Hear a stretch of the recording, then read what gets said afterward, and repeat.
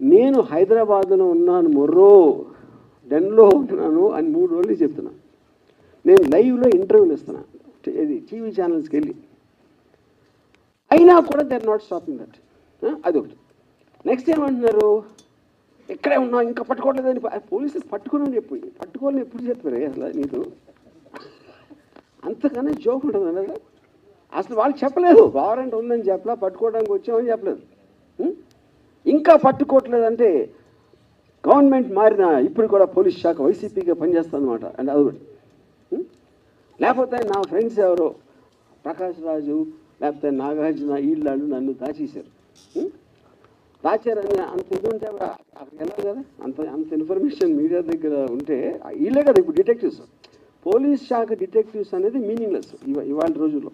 You know, media is the detective.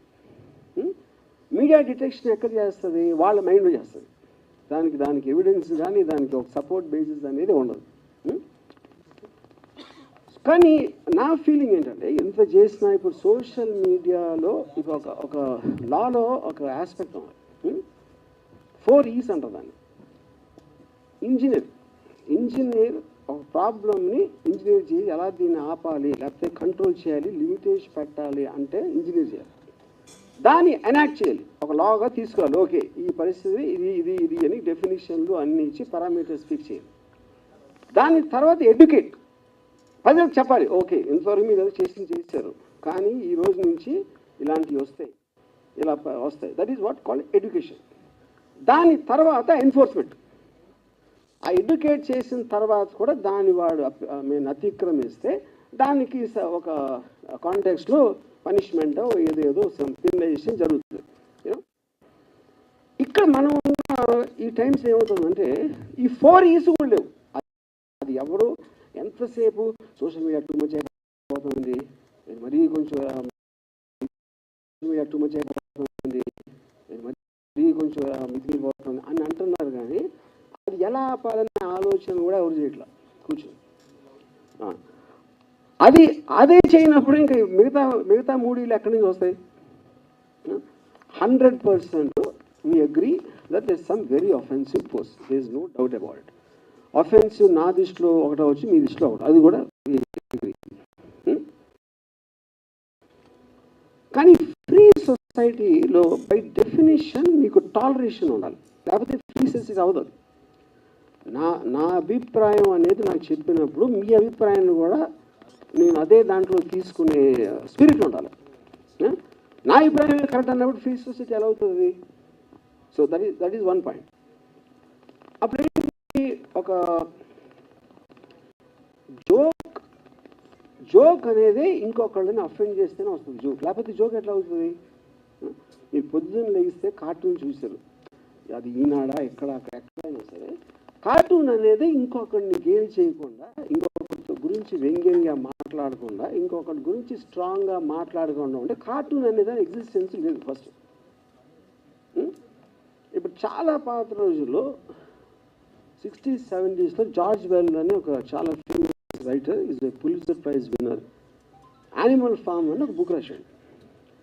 దాంట్లో తన దేశంలో కమ్యూనిజంకి డెమోక్రసీకి ఉన్న డిఫరెన్స్లో తను ఏం చెప్పాడంటే, ఒక ఫామ్ క్రియేట్ చేసి దాంట్లో జంతువుని ఈచ్ ఐడియాలజీకి పెట్టాడు. గాడిద ఒక ఐడియాలజీ, గుర్రం, పంది, గొర్రె, ఇలాంటి డిఫరెంట్ ఐడియాలజీ. అప్పుడు ఆ ఫామ్ అనేది ఒక కంట్రీ అయ్యి మనుషులు యానిమల్స్ అయినప్పుడు ఎలా ఉంటుంది అనేది, అది అతని ఉద్దేశం.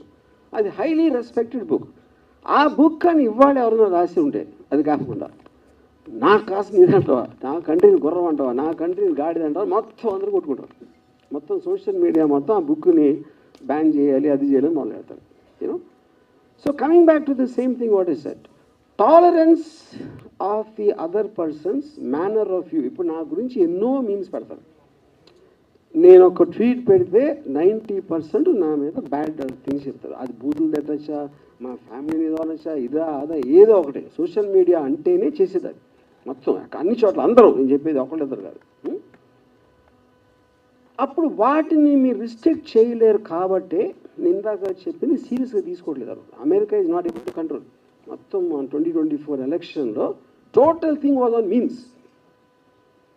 ఇప్పుడు డొనాల్డ్ ట్రంప్ ట్రయల్ జరుగుతూ ఉంటే ఆల్విన్ బ్రాగ్ అని attorney general of United states, Trump ఒక మీమ్ పెట్టాడు. ఆల్విన్ బ్రాగ్ ఉంటే వెనకాల నుంచి బేస్బాల్ బ్యాట్ తోటి తల మీద కొడుతున్నట్టు పెట్టాడు. ఏది తన ఓన్ ట్విట్టర్లో. అది ఆ తర్వాత అమెరికన్ ప్రెసిడెంట్ అయిపోయాడు. అది వేరే విషయం. దాని తర్వాత సో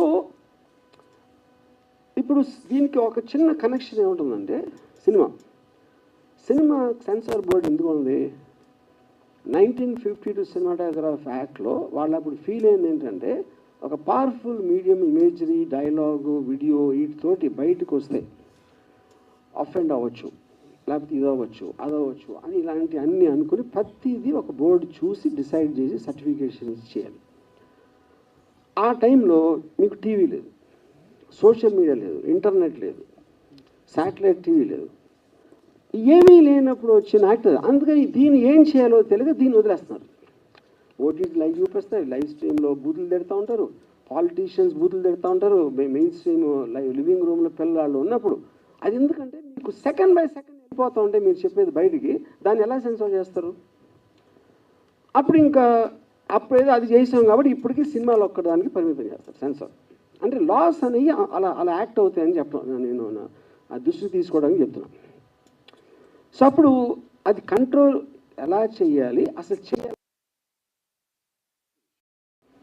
ఇప్పుడు సపోజ్ ఇది నాకు జరగలేదు అనుకోండి, ఇది ఎవరికో జరిగింది అనుకోండి, నాకు తెలిసి నేను కూడా ఎంజాయ్ చేసేవాడిని. ఎవరో డైరెక్టర్ ఎక్స్ ఆడు ఉనికిపోతున్నాడంట, గోడ దూకిసాడంట, సిలోన్ పారిపోయాడంట అంటే I'm sure even I would have enjoyed that. ఎందుకు ఎంజాయ్ చేస్తామంటే మనిషి నైజంలోనే ఇంకొకటి ప్రాబ్లం ఉన్నప్పుడు మనకి డ్రమాటికలీ ఇంట్రెస్టింగ్గా ఉంటుంది అది వినటానికి. అందుకని మీకు ఎప్పుడూ కూడా థంబ్ లైన్స్ అనేది నెగిటివ్ ఇష్యూస్లో వస్తాయి. నెగిటివ్ థంబ్ లైన్ ఉంటేనే ఓపెన్ చేస్తారు, లేకపోతే ఓపెన్ చేయడు దాన్ని ఫస్ట్. అప్పుడేంటి, అదే ఫ్యాక్ట్ అని అనుకుని ఓకే అని అనుకోవచ్చు. ఎందుకంటే మీరు చెయ్యలేని దానితో మన కోవిడ్ వచ్చినప్పుడు సహజీవనం చేయాలని చెప్పారు కదా, అంతే. అప్పుడు అది ఇది అనుకుంటే అలా తీసుకుంటే అసలు ప్రాబ్లమే లేదు. So more or less this is what I want to say. I think నేను మరీ ఎక్కువ లెక్చర్ ఇస్తే ఐఎమ్ సారీ ఫర్ దట్. చెప్పాను కదా, ఇప్పుడు ఇంకేం చెప్పాలి?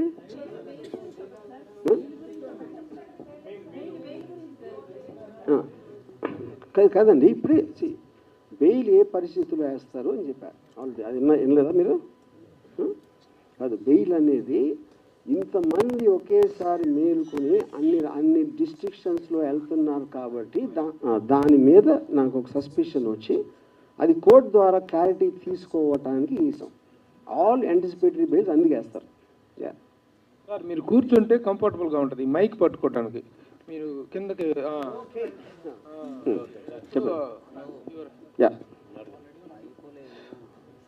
ఏం చెప్పాలి? కంగ్రాచులేషన్స్ చెప్పాలా, లేకపోతే ఎలా స్టార్ట్ చేయాలి?